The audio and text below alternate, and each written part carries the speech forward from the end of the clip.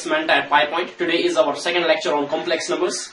So first we will recapitulate our concepts.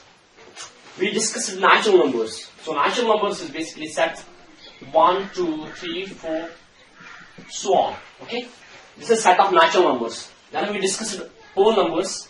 Whole numbers are what? 0, 1, 2, 3, 4, so on. It's going on and on. Okay. We discussed natural numbers, we discussed whole numbers, then we discussed integers. What are integers? A set of minus 3, minus 2, minus 1. That's 0, 1, 2, 3, and it's going so on and on from here and from here. Okay. So this is a set of integers. This is a set of natural numbers, set of whole numbers, set of integers. Then we have set of rational numbers. What is set of rational numbers? So it is basically x, where x is equal to p upon q, and both p comma q belongs to integers and q is not equal to 0. That's the set of what? That is set of rational numbers. Sorry, you can say here q. It's a set of rational numbers. Set of natural numbers, whole numbers, integers, and set of rational numbers. Then we will discuss it. Set of irrational numbers. That is what? That is x such that x belongs to R and x is not equal to q. That is set of irrational numbers you can have. Okay. Then we discuss the set of real numbers. Set of real numbers. It is basically it is set of q plus set of p. Okay. Now then we discuss complex numbers. What are complex numbers? Complex is set such that alpha plus iota beta. So iota comma beta belongs to reals. This is what we call set of complex numbers. Just set of complex numbers. Set of natural numbers, set of whole numbers, set of integers, set of rationals, irrationals, reals, then we have complex numbers. These kind of stuff we have understood now. अभी जो हम बात करेंगे that will be only a complex numbers. So complex numbers, what are complex numbers?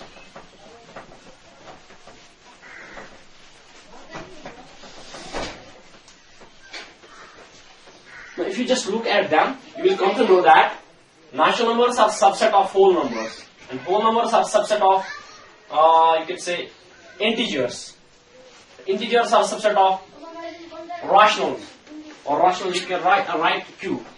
I used to forget this symbol q, and these are subset to what? Real numbers, and real numbers are subset to complex numbers.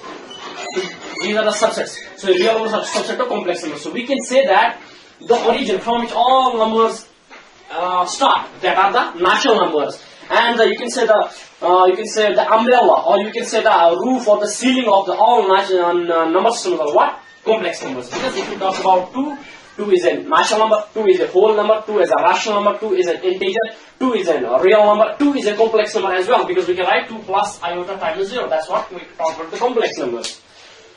So we can say that it goes like this.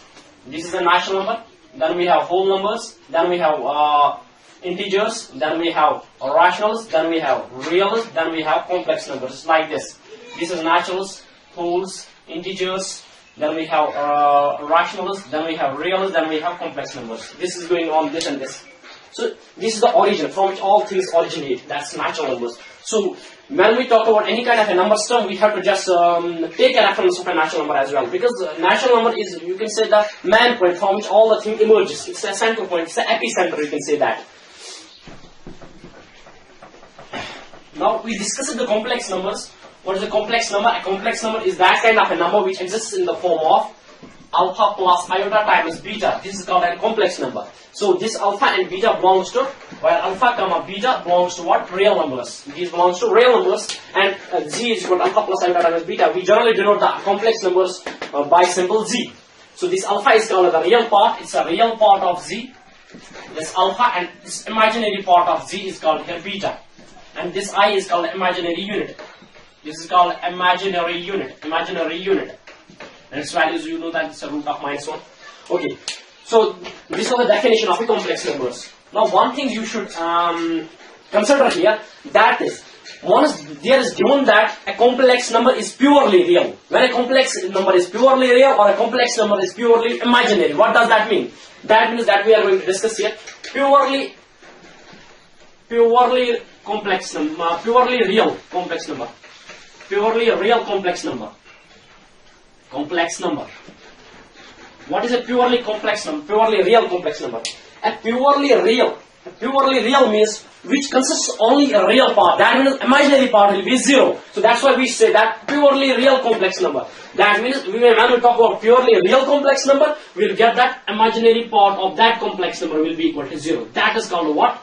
Here, then if beta is here 0, then the complex number will be said to as purely real complex number. So example is like this, is complex number is like this, 3.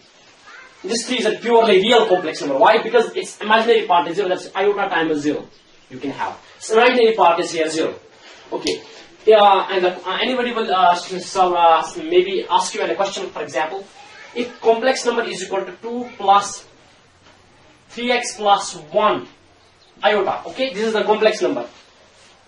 Find the value of x so that z will be purely real. So that the z will be purely real. We know that the purely real means z will be purely real when z will be purely real only and only if its imaginary part is 0. Its imaginary part will be 0. Its imaginary part will be 0 only if that means, which implies that 3x plus 1 must be equal to 0. So that means what? 3x must be equal to minus 1. That is what? X must be equal to minus 1 upon 3. So we have to put the value of x minus 1 upon 3 so that the z will be a purely real complex number. So this kind of stuff is asked maximum times in textbooks or any kind of questions. So that means solve for the purely real complex number or solve for the purely imaginary complex number. So this is concept that is purely real complex number. So purely real complex number means when the imaginary part of the complex number is 0. Okay, that's it. Now we will discuss what is purely complex number, purely imaginary complex number. Purely imaginary complex number. Purely imaginary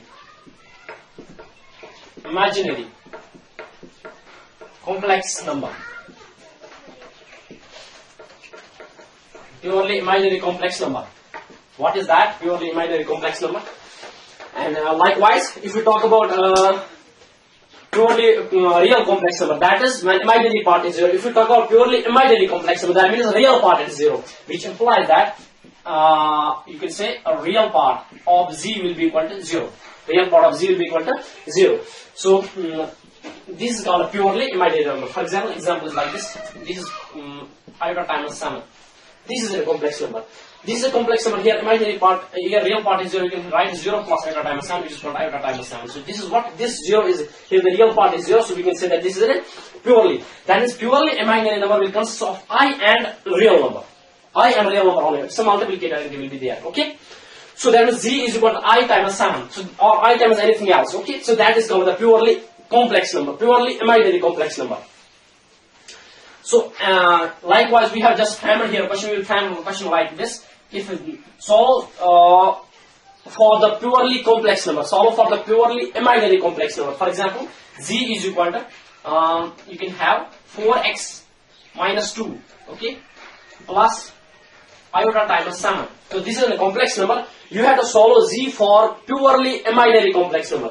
So we will say that z will be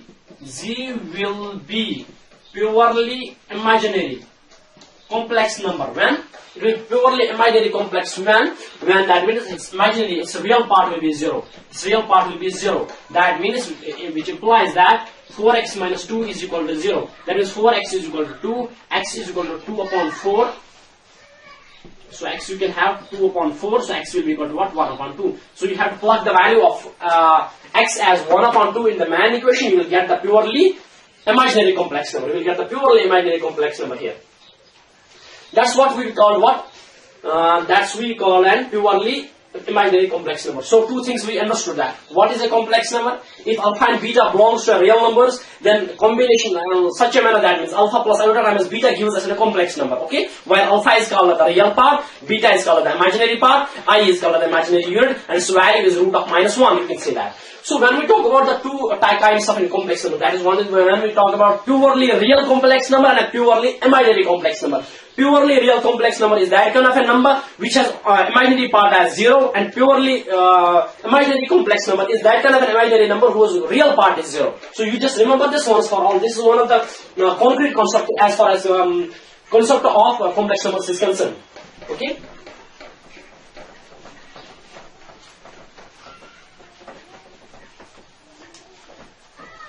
So from these definitions we can say that one of the conclusions you can make here is that all the numbers in this universe exist, they are complex in nature. Because I just make a concentric circle type of figure here, so which we are denoting that the complex numbers come to an end of that circle. That is the bigger one, the bigger circle with the bigger radii or bigger diameter is that represents a complex number, set of complex numbers. We can say that all other circles are included in that bigger circle. So we can say that all the numbers in the universe are complex ones. Now, if anybody will ask you what is 3, we can say 3 is a natural number, 3 is a whole number, 3 is an integer, 3 is a rational number, 3 is a real number, 3 is a complex number as well, because we can write 3 for iota times 0. So, as we have discussed the iota, so now we should know the value of an I, power of an I. Now we will discuss now power of I. Power of I. One of the important topic. Power of I. Now we have to find the power of I. We know that if I raised power 0, that's equal to what? Obviously 1. Anything raised power 0 is equal to 1 except, exception is there, 0 raised power 0. What is that? It is called indeterminate form, or it is called undefined. You can have this undefined, or you can have this called indeterminate form, indeterminate form. Then maximum indeterminate forms are there. That's 1 raised power infinity is there, infinity minus infinity is there. So you can have 0 into infinity is there. So that is this 1 upon 0 is there. That is 0 upon 0 is there. They are called undefined forms. They are the different undefined. Almost there are 6 to 7 forms are there. So 0 raised power 0, 1 upon raised power infinity, infinity minus infinity, 0 into infinity, 1 by 0, 0 upon 0. They are called undeterminate or indeterminate form or undefined forms are there. So what you can have here, this is iota raised power 0 is equal to 1. Okay? And that's iota raised power 1 is equal to what? Iota. And iota to the power 2 is basically iota square, that's equal to minus 1. Okay? Basically, you can write it like this. You can write iota into iota, that's equal to root of minus 1 into root of minus 1, which is equal to minus 1. Okay? Or you can have this root of minus 1 square. Or you can have iota square like this, so you will get the minus 1. Don't confuse here. I will just suggest you anything, one thing you might be considering that root of minus 1 into root of minus 1 should be a root of plus 1. No, it's not the case. Okay? So remember this one's for all here. Iota to the power 0 is 1, iota to the power 1 is 2, iota to the power 2 is what? And that is minus 1. Okay? Likewise, we have iota cube. You can write it iota square dot iota. And you can write iota square is minus 1, you can write iota, that's equal to minus iota. Okay? So that is the value of iota cube. And if you just go for the value of iota to the power 4, that's called iota square dot iota square. Okay? So which is called minus 1 dot minus 1, which is called what? Plus 1. Okay? So this is the value of it. Iota to the power 0 is 1, iota to the power 1 is iota, iota to the square is minus 1, iota cube is minus iota, iota 4 is minus. Now, as I have already told you, try to make the generalize the things. Now we are going to generalize the power of I. How we are going to generalize that? Now if we talk about iota to the power n, iota to the power n means that is the multiple of 4. You just click here. You can go for on and on. Iota raised power 5, that's iota raised power 4 dot iota. What is iota raised power 4? Iota raised power 4 is 1 dot iota, that's called iota. Okay? So then we have iota to the power 6, that's iota 4 to the iota square. You can write iota 4, you know that iota 4 is 1 and iota square is minus 1, that we will get minus 1. Okay? So iota raised power 7, you will get iota to the power cube, iota raised power 4. What is iota cube? Iota cube, you know that iota cube is basically minus times iota, and iota 4 is what? 1, you can get minus iota. Okay? So if you just iota to the power 8, what you will get? You get iota 4 dot iota 4. Okay? So iota 4 is 1, iota 4 is 1, you will get 1. Okay? So you just look at the powers of an I. Iota to the 0 is 1, to the power is iota, square is minus 1, cube is minus iota, 4th is 1, 5th is iota. Well, just check here. 1 and 5. It is what? 1 and 5 it is iota. Okay? And 1 and 5 is iota. Then 6 is minus 1, and you can have 2 as minus 1. Okay? Then you will go for 6. Okay, what is 6? It is add 6, it is minus 1, and here it is minus 1 add what? 2. Okay? Then where? Then it is 1 at iota to the power 8, and it is 1 at iota to the power 4, and iota to the power 0. So what you will conclude here? You will conclude here that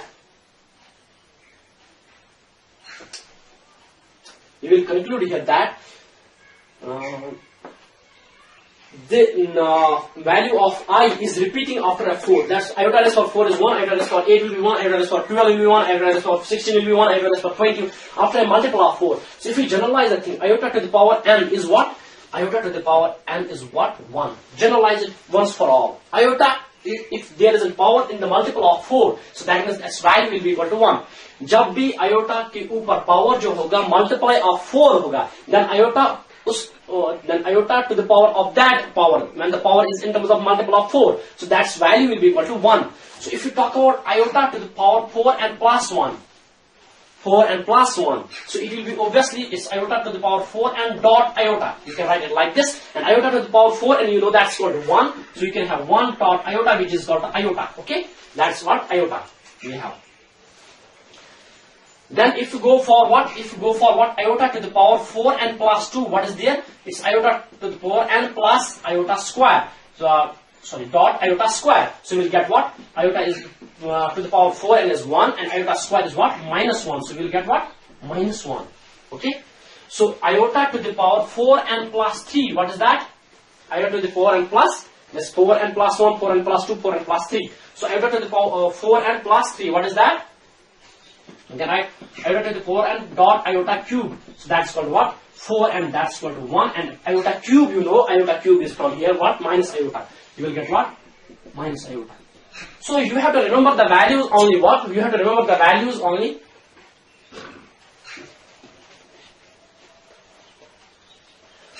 Maybe it is not visualizing over there truly. Okay. So we conclude that iota to the power n is equal to 1. I will just mention over here. Iota to the power 4 n is 1. Iota to the 4 n. We have to remember only 4 values. 1, minus 1. Iota, minus iota. This is the power of I. Power of I is only 1, minus 1, iota, minus iota. Whenever iota to the power 4 n is there, when the iota is a multiply of 4 n, when the power of iota is in multiply of 4 n, its value is 1.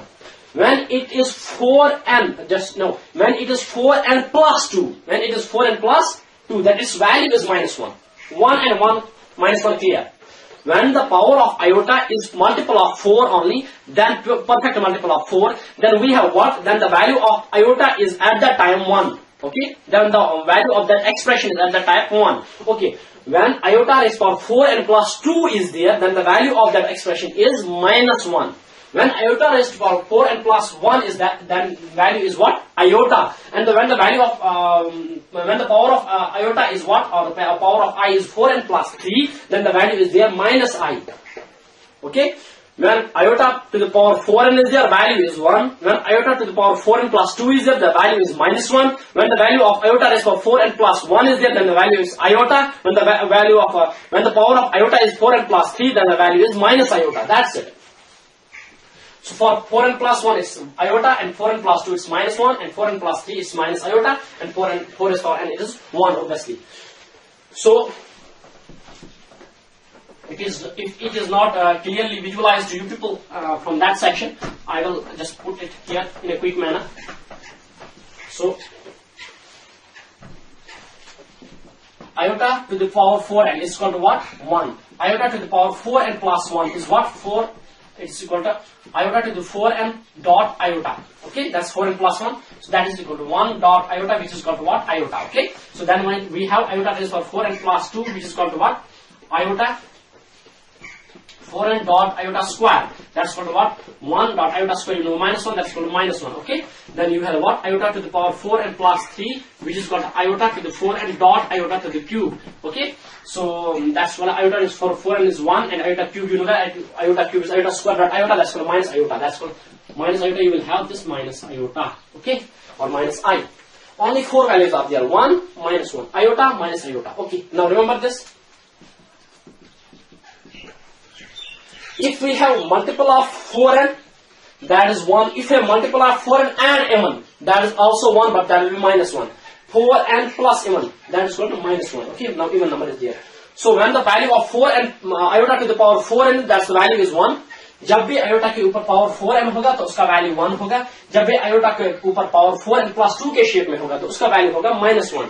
अब जब भी iota के ऊपर power होगा 4n+1 value होगा iota, और 4n+3 होगा जब ऑर्ड्स दो होंगे तो उस वक्त वैल्यू होता है आयोटा। अब 1 के ऊपर आयोटा होता है, 3 के ऊपर माइनस आयोटा होता है, that's it. 4n+1 is minus iota, 4n+3 is 4n+1 is iota, 4n+3 is minus iota. Okay, 4n is 1, 4n+2 is -1. That's it. This is the value of an iota. Generalized concept. Okay.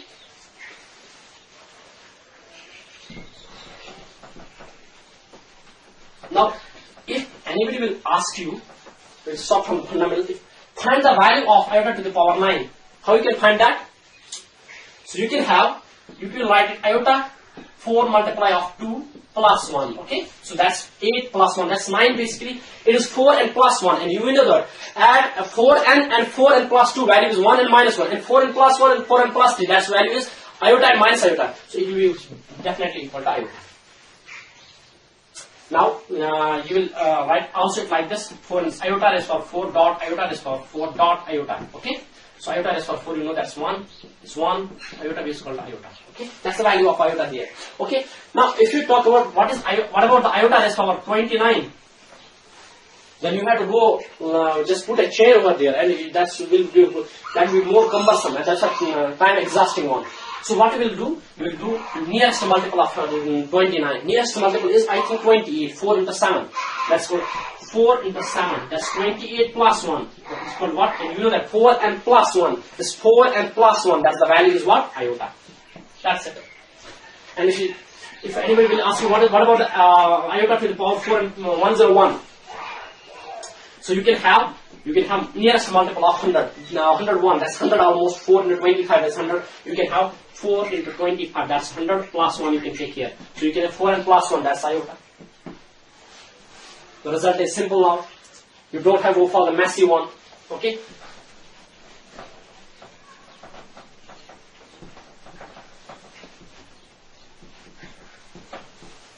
अभी और एक workout करो आप. iota to the power suppose 239. Iota to the power 239. We'll just divide it with the 239 upon 4. Now it's nearest will be equal to 4. It's you can have 4 into 4 is 16, 4 into 5 is 20, 4 into 6 is 24, so you can have 4 into 5, that's for 20, it's 39, and 39 is there, so you can have 4 into 9 is 36, 4 into 9 is 36, and what remains there? There remains 3, so you can have then 4 into 59 plus 3, what is that? Just take 4 into 9 is what? 4 9 is 36, 4 into 5 is what? 20, it's 23 plus 3, that's equal to 239. Almost that's there. So you can write it. Iota to the power 239 is basically iota to the power 4 into 59 plus 3. You can have that's iota to the power 4, and if you just remind iota to the power 4 and plus 3. I have told you that iota to the power 4, iota to the power 4 and is 1, iota to the power 4 and plus 2 is -1, iota to the power 4 and plus 1 is iota, iota to the power 4 and plus 3 is minus iota. So iota to the power 4 and plus 3, that's called minus iota. The value is minus iota. That is simple. The minus iota, you know, the minus root of -1. That's the value of it. Iota to the power 231. This is called the power of iota. One of the important concepts as far as complex numbers initials are concerned, instructions are concerned. So likewise, you can take iota to the power 401, or you can say 405. You can divide it 405. Okay, so you get 4 into 1. Then you will get what? Into 0. Okay. Then what? Then 4 ones are 4. That's 1. Then the remainder is then 4. You can write it. That's iota times 4 times 101. Okay. That is 404. Okay. That is plus 1.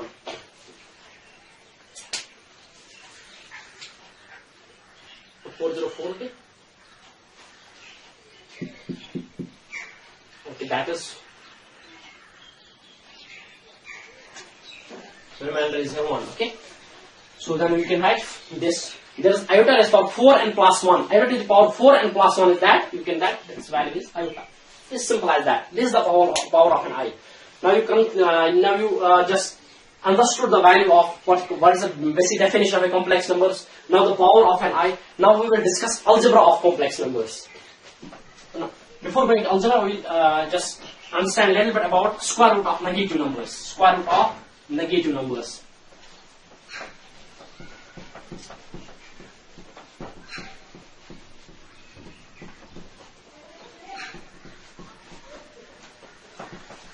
Square root of negative numbers, okay? Square root of negative numbers. Square root of negative numbers. Square root of negative numbers, okay? Before going to square root of negative numbers, we should know some special tools. Special tools are there. One special tool is that first one is what? If A is greater than 0, B is greater than 0. If A is greater than 0 or B is greater than 0, or you can say greater or equal to 0. What do you have then?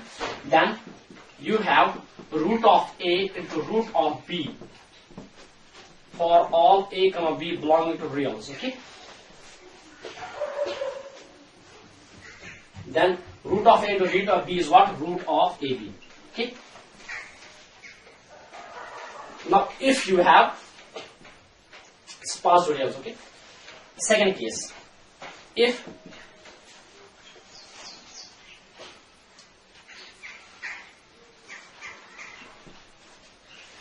A is greater than 0, B is greater than 0, okay? For all A, B belonging to reals, then we have root of minus A into root of minus B. Though A and B are positive values, but the negative of A and negative of B is equal to what? Minus times root of AB. This is the theorem. You can prove by using complex numbers here, okay? So like, I will give a little bit of proof here. The proof is like this. Root of minus A, you can write it root of minus 1 times root of A, and this is iota times root of A, okay? And root of minus B, you can write that's what root of minus 1 into root of B. What is that? That is iota times root of B, okay? You just take a multiply of that, and then your multiply, if you just take their multiply here, that is, you just take their multiply here, okay? That is root of minus A into root of minus B, which will be equal to what? That will be equal to what? Iota times root of A into iota times root of B, okay? That's iota square root of A into root of B. So you can have, what is that? Iota square is minus 1 and root of AB. So this is minus root of AB. That means you can do that root of A minus root of B is equal to what? Minus root of AB. So this is what? This is a special tool. One of the special tools is here. One is here. If A or B, if A is greater or equal to 0 or B is greater or equal to 0. For A reals, A, B, then you have root of A into root of B is equal to root of AB, and if root A is greater than 0, B is greater than 0. For all AB belongs to real, then minus root of A minus root of B is equal to minus root of AB. Remember, this one is for all. And that's why I told you that root of minus 1 into root of minus 1 is not equal to root of plus 1. Because it is root of minus A minus E. It will be minus root of A into B. Minus root of A into B.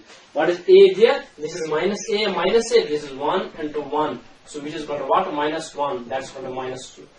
Root of 1 is minus 1. That's why iota times iota is equal to minus 1. That's it. Okay? Root of minus A into root of minus B is equal to minus times root of AB. Why AB are positive quantities over here. Okay? Remember, this one is for all. Now these are the powerful tools. So these two tools are powerful tools in just remember, this one is for all. Root of A into root of, if we have a square root of negative quantities, then their multiply is equal to minus times root of AB. Okay? For positive values, this is directly root of A into root of B is equal to root of AB. Okay? Now, if we have to find the value of, for example, if we have to find the value of, now I'm just talking about the square root of complex square root of negative quantities, okay? Square root of negative quantities, okay? So that's the root of, if I find the square root of minus 144, what will be that? That will be minus 1 into root of 144. And you know that minus 1 is iota and root of 144 is 12. That's iota times 12. Value of what? This is the value of root of minus 144. Likewise, you have root of minus 7. You will write it root of minus 1 into root of 7. So you will have what? You will have root of minus 1 into root of 7. You will have what? That will iota times root of 7. The value of what? Minus root of 7. Similarly, you can have root of 169. Okay, that's called a minus root of 1 into root of 169. And that's called a iota times 30. Okay, that is the value of square root of the. How to find the square root of negative quantities. Now there is one more concept over there, square root of a complex number. We will discuss that later. Three major concepts we will discuss. One is the logarithm of a complex numbers, how to find the log of a complex numbers, how to find the square root of a complex numbers, and how to represent the complex numbers into Euclidean representation. What is the Euclidean representation for the complex numbers? Okay, so we will go for that things. Those are very much important, and their representation of complex numbers in various forms. Geometrical form is there, vectorial form is there, and polar form is there. They are the important factors. They are the important things which we have to consider while going through the complex numbers. Okay.